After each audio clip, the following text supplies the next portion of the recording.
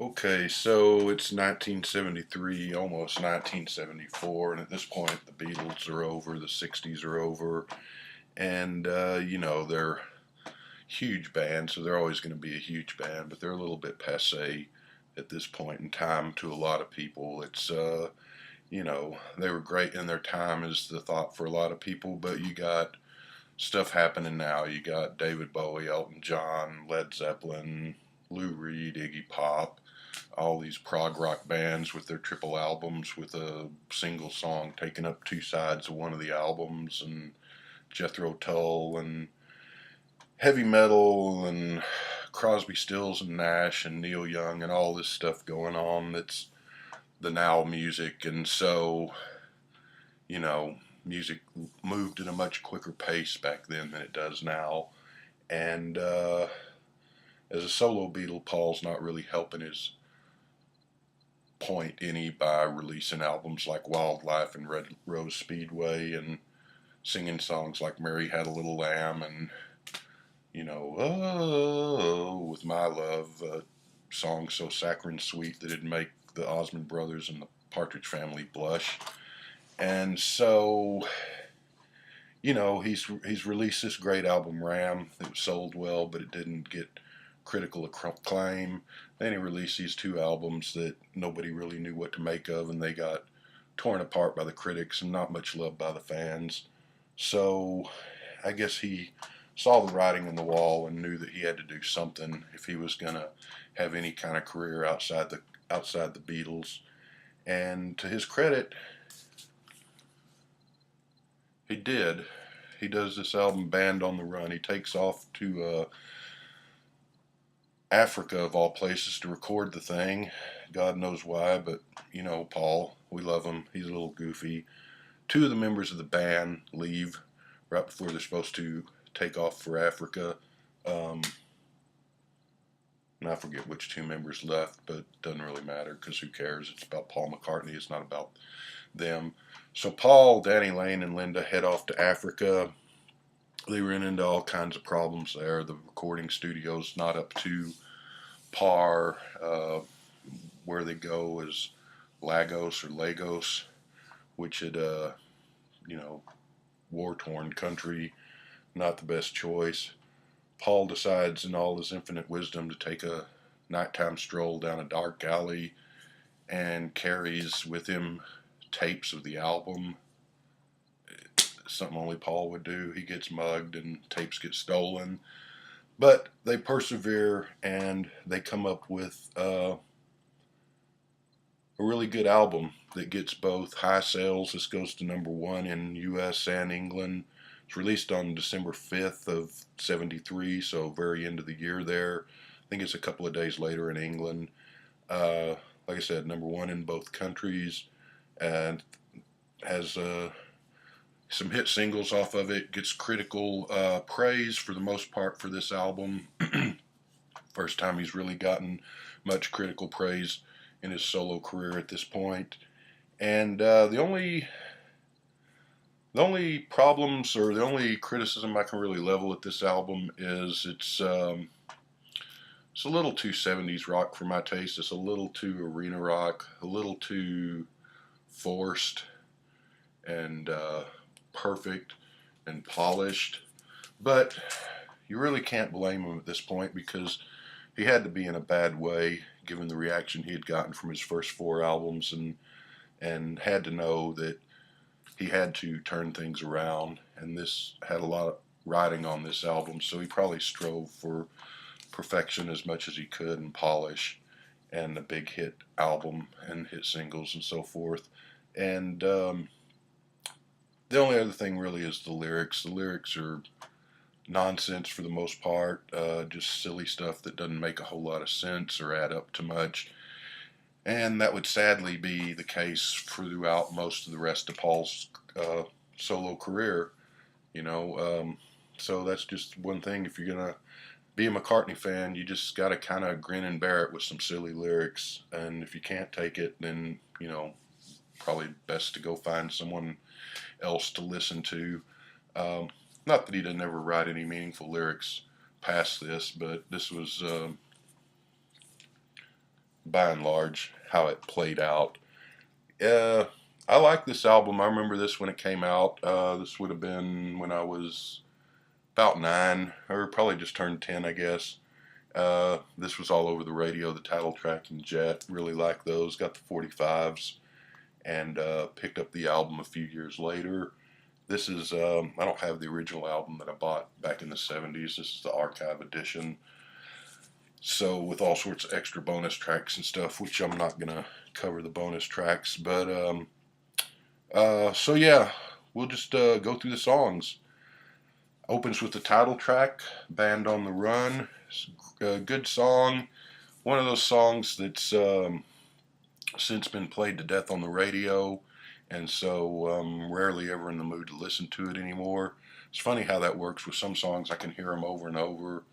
You know, You Really Got Me by the Kinks, a lot of Beatles songs, and it never really bothers me. But some songs like Band on the Run or Who Are You, it's like I've heard it enough. If I never hear it again, I'm okay with it, or if I don't hear it for several years.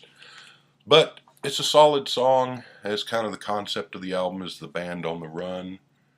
Not sure how much that, really adds up to anything.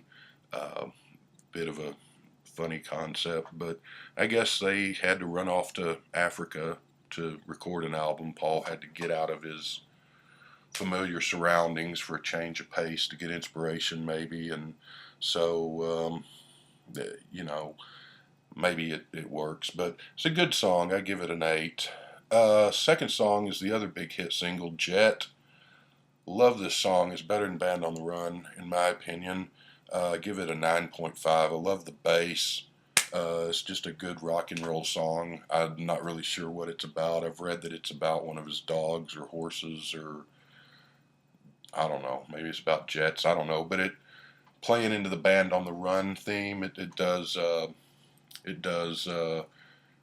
suggest motion and propulsion, especially with the bass line in the song and just the pounding rhythm and the lyrics, the whatever they are about.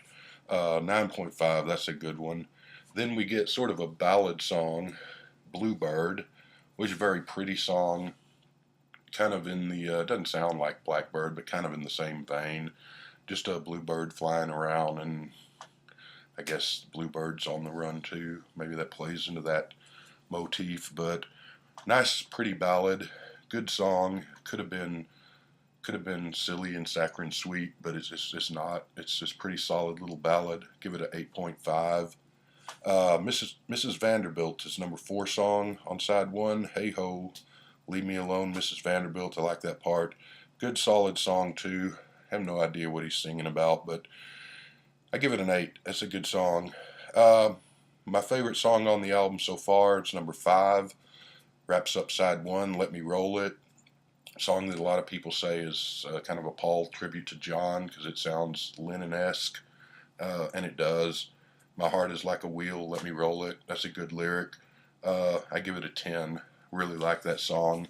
Side 2 opens with Mamunia, which is kind of the only song. It's funny because he's in Africa, and this is the only sort of slightly African music, Afro music sound on the album, really. I looked it up. Mamunia is an Arab word for something like peace or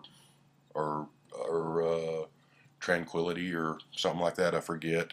A little bit of a namby-pamby song, but it's a relaxing song. It's a nice song, and it gets a 6.5. It's a pretty good song. Works well in the context of the album. Second song on side 2 is called No Words. It's by far the weakest song on the album, and it's one when I was playing this today, because I played this album a bunch. I don't play this album pretty often, and that's one that I always have to stop and think of how it goes. I never can remember it. Just kind of a generic 70s rock song. A little bit of soft rock, a little bit of rock. It's got a nice guitar bit at the end, but it's kind of a neither here nor there song. I give it a 4. It's okay.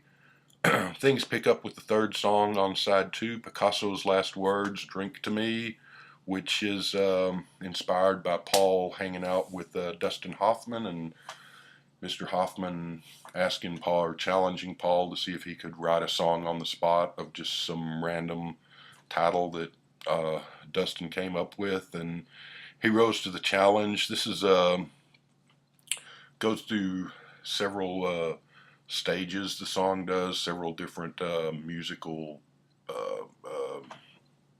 stages, uh, and it's got kind of a little Sergeant Pepper-esque middle section that kind of feels like walking around in a Parisian sidewalk cafe scene. The part where they go back and sing part of Jet, I always like that. I think it's really cool. It's slowed down from the regular Jet, but it's nice. It's kind of the different sections of the song are kind of stuck together in that modular recording form that Brian Wilson used on Smile and Pet Sounds. Doesn't really sound like a Beach Boys song, but that type of a recording technique is what Paul seems to be using here. Yeah, 9.75. I like Picasso's last words. The lyrics, I'm not really sure what he's going on about, but the song nonetheless paints a nice picture in your mind. See, a song about Picasso paints a nice picture in your mind. uh, yeah, and the American edition, which I used to have and no longer do, had Hell on Wheels on it, and I'd forgotten about that. It was 45, I guess, in England. That's a great song, and it's a shame that it's not on this one. This must be the British edition. Would have made a great addition to the album. But the album ends with 1985. Great piano and guitar and orchestra bit. The ending with the big orchestral build-up is a great way to end the album, and then it segues into the beginning of Band on, or not the beginning, but it segues back into Band on the Run, so the album comes full circle. I guess the band run in a circle, and yeah, I like the orchestral part. I think it's even more exciting than the orchestral touches in Live and Let Die. But 1985 is a good one. I give it a 10. Good solid album. So he sort of turns things around. A little bit slick, a little bit too produced, maybe, but it's still a really good album. And many people consider this, I think this is his biggest selling solo album ever. A lot of people consider this his best solo album. It's not. Ram was better, for example, and some of the things that followed were better than this. But it's good. It's really good. And I'm going to give it a 8.6 overall.